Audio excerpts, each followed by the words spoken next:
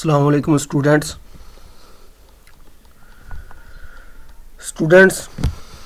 आज हम book number 1 chemistry part 1 chapter number 7 का एक नया आर्टिकल स्टार्ट करेंगे 7.3, जिसका नाम है internal energy and first law of thermodynamics. ठीक है, तो ये जो है लॉन्ग क्वेश्चन के तौर पे आ सकता है, आया भी हुआ है, और आपके जो लैपटॉप की या मोबाइल की स्क्रीन है इस पे देखें ये किस तरह से लॉन्ग क्वेश्चन के तौर पे आ सकता है। State and explain first law of thermodynamics, इस तरह आ सकता है, या फिर आ सकता है prove that delta E is equal to Q V. ठीक है, इसको प्रूव करना होता है। ठीक है, या फिर आ सकता है explain the term internal energy of the system and also mention how the energy is internal, how the change is internal energy of the system can occur, ऐसे आ सकता है। या फिर इस तरह से आ सकता है state and explain first law of thermodynamics, इस तरह से आ सकता है। तो बहुत ही सिंपल है, ठीक है ना, इसको करते हैं। और फर्स्ट लॉ को स्टडी करने से पहले कुछ टर्म्स हैं उनको स्टडी कर लेते हैं। और सबसे पहले हम बात कर लेते हैं इंटरनल एनर्जी की। इंटरनल एनर्जी बेसिकली है क्या? तो बच्चों जो जो बातें मैं यहाँ पे करूँगा वही आपने याद करनी है, इसके अलावा कोई चीज़ आपने याद नहीं करनी। तो इंटरनल एनर्जी की अगर बात करें हम, तो इंटरनल एनर्जी क्या है? Total type of the energy present in the system. System के अंदर जो टोटल एनर्जी है, जिसमें काइनेटिक एनर्जी भी आ जाती है और पोटेंशियल एनर्जी भी आ जाती है। मतलब सिस्टम की हमने कल बात की थी। सिस्टम क्या है? सिस्टम जो है कोई भी चीज़ जिसको हम फोकस किए हुए हैं उसको सिस्टम कहते हैं। अब सिस्टम के अंदर जितनी भी तरह की एनर्जी है उस सब का सम किया जाए तो उसको हम बोलते हैं इंटरनल एनर्जी।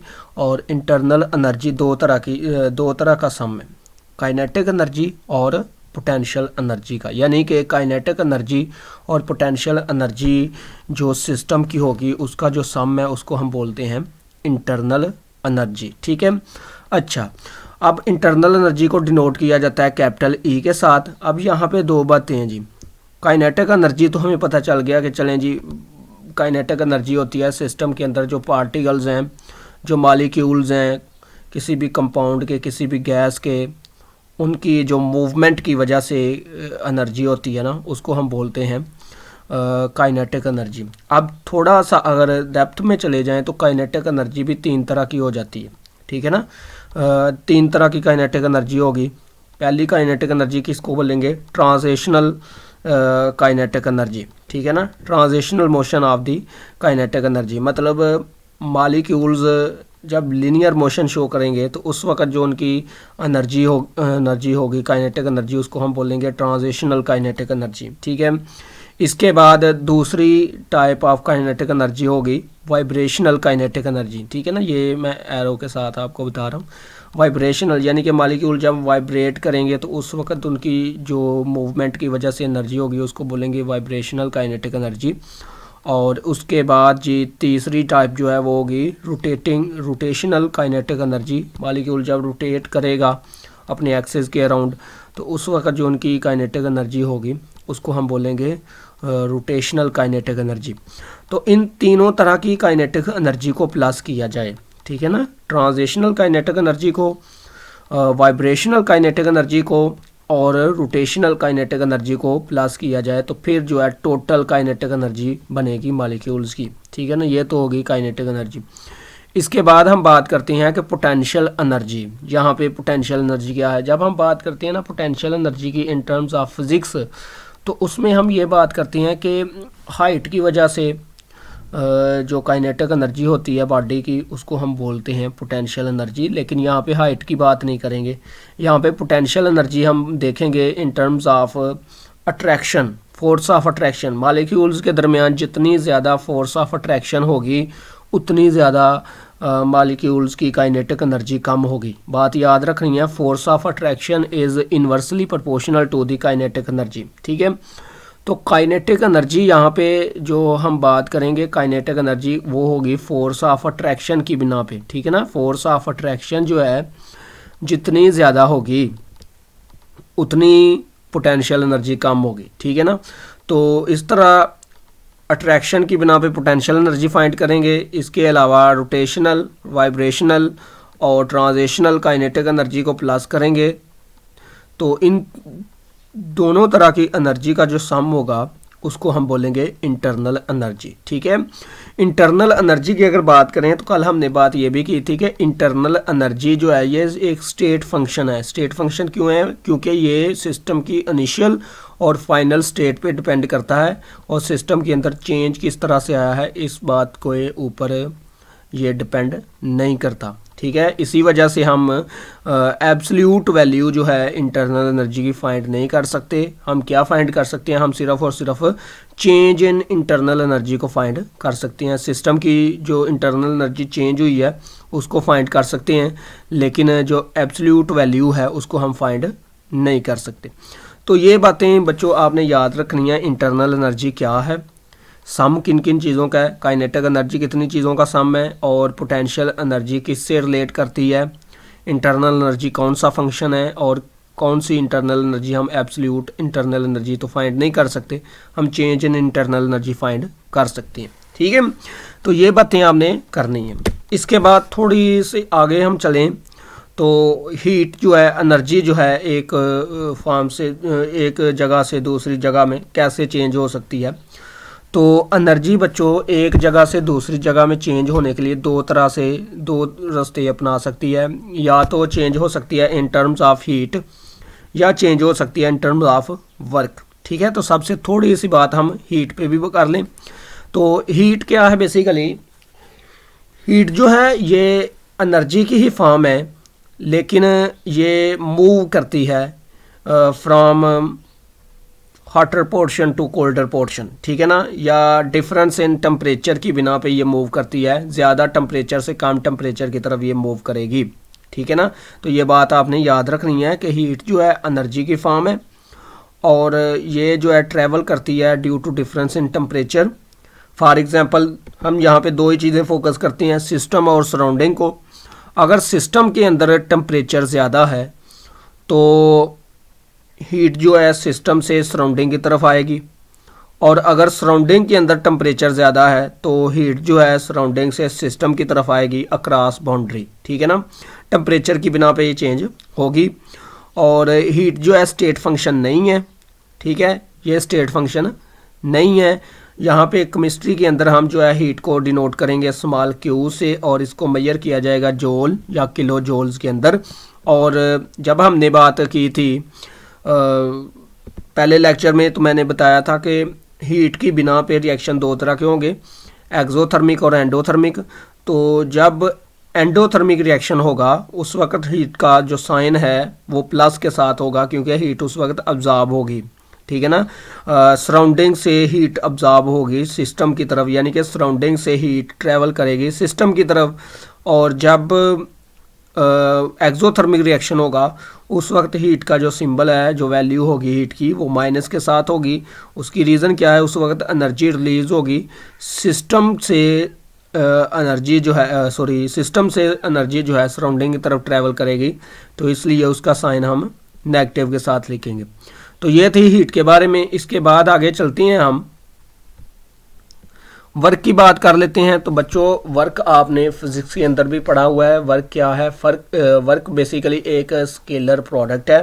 ठीक है, और ये दो चीज़ों का प्रोडक्ट है, फोर्स और डिस्प्लेसमेंट का। ठीक है ना, फोर्स और डिस्प्लेसमेंट का ये प्रोडक्ट है, और ये भी जो है स्टेट फंक्शन नहीं है। ठीक है, वर्क को भी हम मेजर करते हैं जूल में, क्योंकि इसका ऐसा यूनिट क्या है? जूल है। ठीक है, अच्छा अब वर्क भी दो तरह का होगा, पॉजिटिव वर्क कब होगा और नेगेटिव वर्क कब होगा, ये बात याद रखनी है।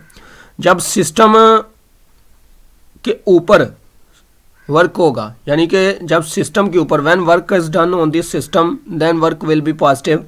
जब सिस्टम के ऊपर आप वर्क कर रहे हो, ठीक है ना, कोई सिस्टम है उसके ऊपर वर्क किया जा रहा है तो उस वक्त वर्क होगा पॉजिटिव, और जब सिस्टम वर्क करेगा उस वक्त वर्क होगा नेगेटिव। ठीक है ना, ये बात एमसीक्यूज के तौर पे याद रख लेनी है आपने कि when work is done by this system then work will be negative and when work is done on this system then work will be positive. ठीक है जी।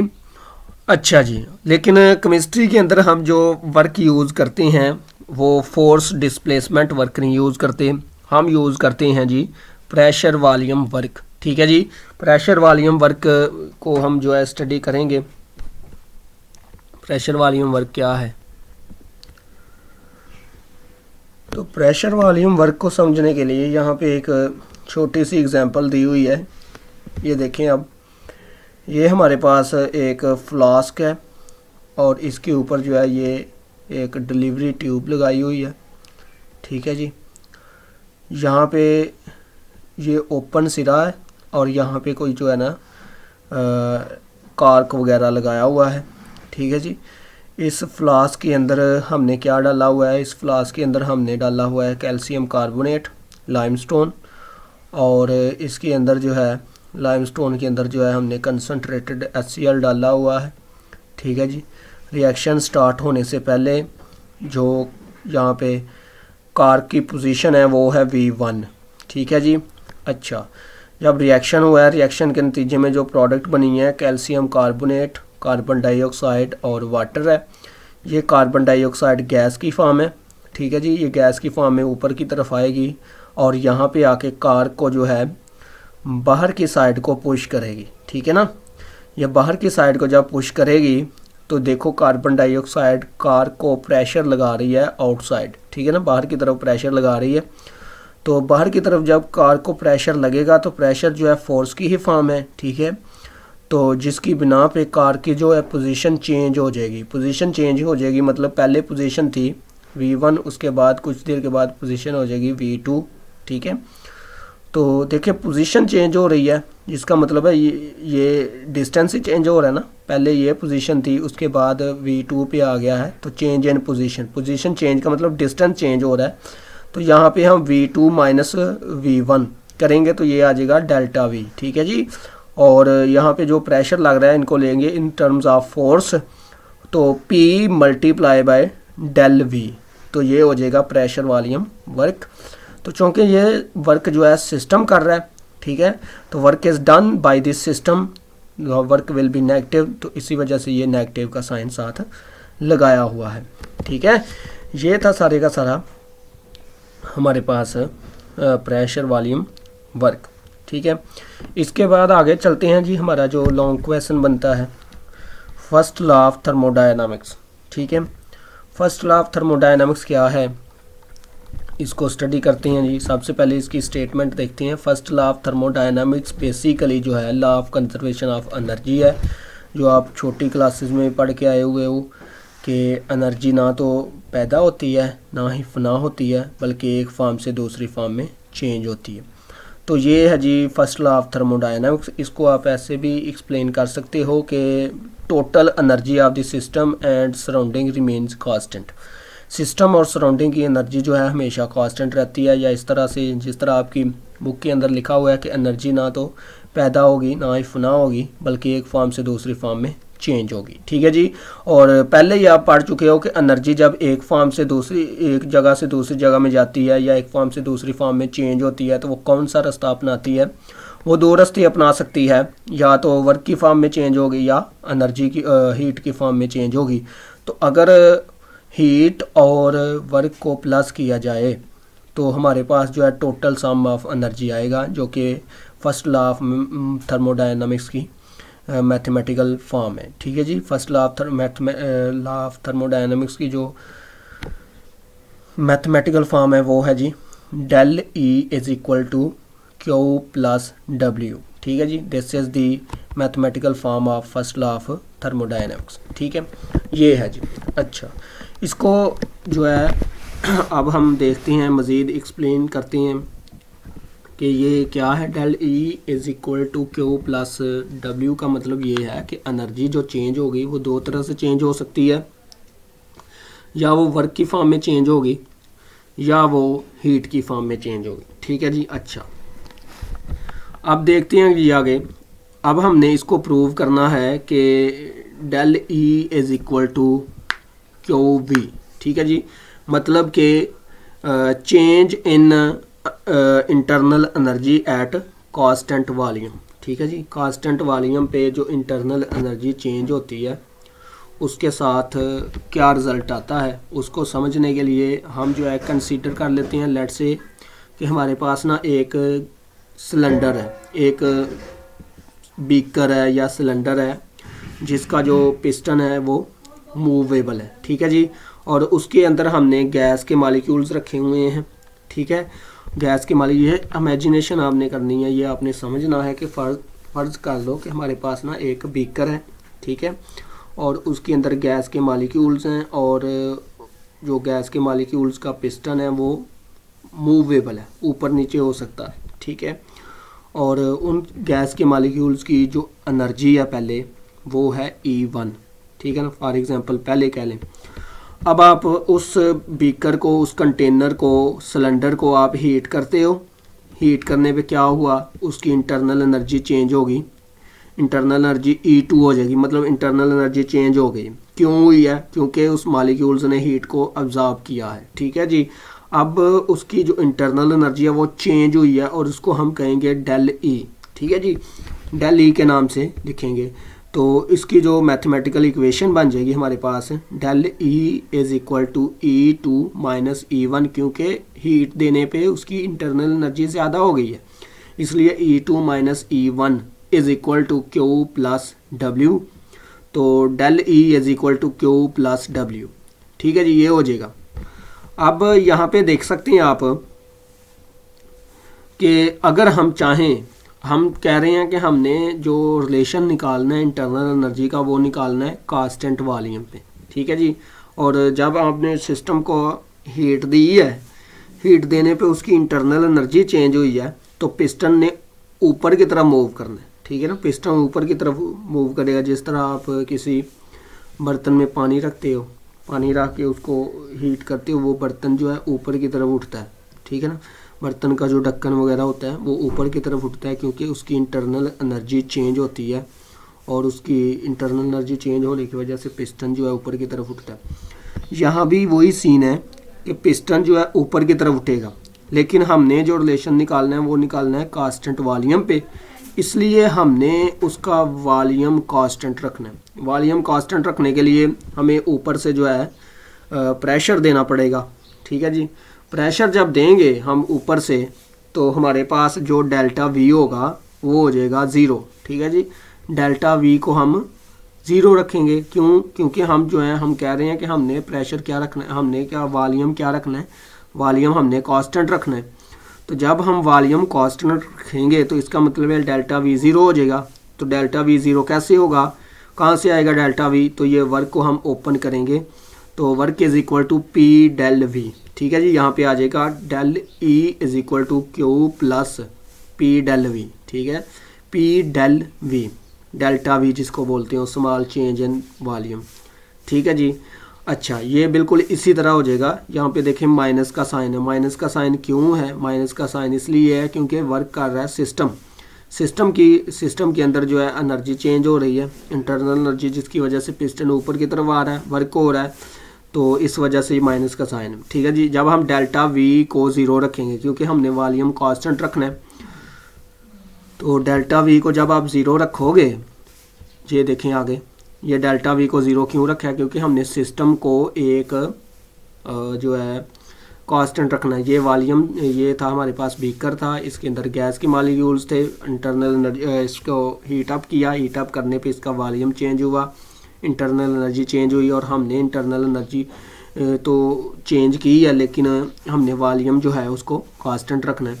तो वॉल्यूम कांस्टेंट रखने की बिना पे क्या होगा, वॉल्यूम कांस्टेंट रखने की बिना पे हम ऊपर से इसको प्रेशर अप्लाई करेंगे।